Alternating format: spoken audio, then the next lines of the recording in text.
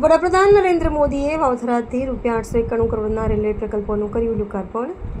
કે બ્રહ્માસ્તરમાં નવી ટ્રેન સેવાનો વિધિવત પ્રારંભ.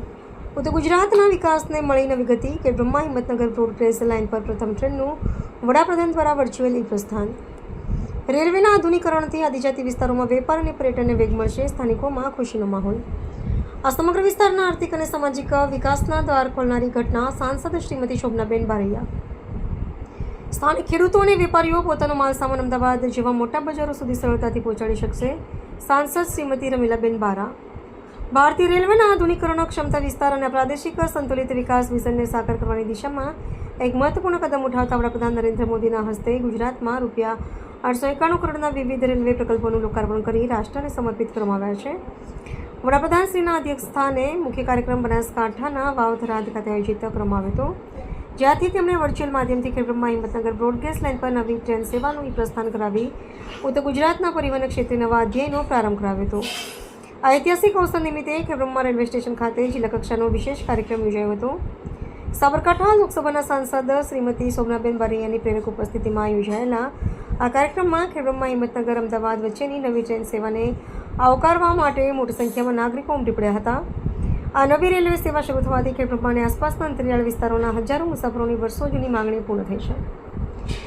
કાર્યક્રમમાં સંબોધન કરતા સાંસદ શ્રીમતી શોભનાબેન બારૈયાએ જણાવ્યું હતું કે વડાપ્રધાન નરેન્દ્ર મોદીના હસ્તે થયેલું આ લોકાર્પણ માત્ર રેલવે ટ્રેકનું નિર્માણ નથી, પરંતુ આ સમગ્ર વિસ્તારના આર્થિક અને સામાજિક વિકાસના દ્વાર ખોલનારી ઘટના છે.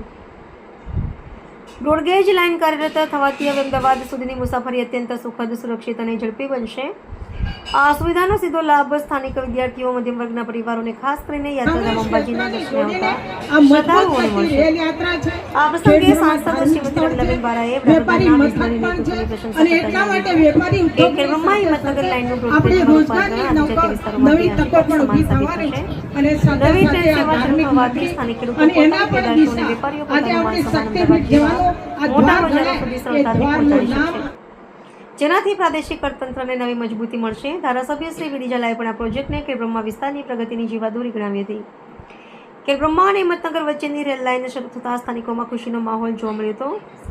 ઉજવણીના ભાગરૂપે આયોજિત આ કાર્યક્રમમાં સ્થાનિક શાળાના વિદ્યાર્થીઓ માટે નિબંધ લેખન અને ચિત્ર સ્પર્ધા જેવી પ્રવૃત્તિઓનું આયોજન કરવામાં આવ્યું હતું, જેમાં વિજેતા પ્રતિભાવો અને મહાનુભાવોના હસ્તે પ્રોત્સાહિત કરાયા હતા.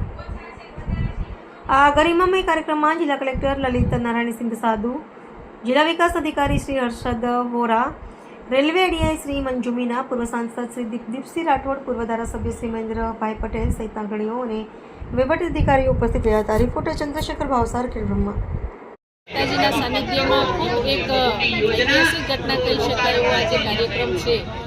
વર્ષોથી જે રાહ જોઈ રહ્યા હતા રેલવે ટ્રેનનો, આજે વડાપ્રધાન શ્રી નરેન્દ્રભાઈ મોદી સાહેબના હસ્તે એનું ઉદ્ઘાટન અને એક અસારવાથી ખેડબ્રહ્મા અને ખેડબ્રહ્માથી અસારવા મેમો ટ્રેનને લીલી ઝંડી બતાવીને જ્યારે પ્રસ્થાન કરવા જઈ રહ્યા છે, ત્યારે ખેડબ્રહ્મા હિંમતનગર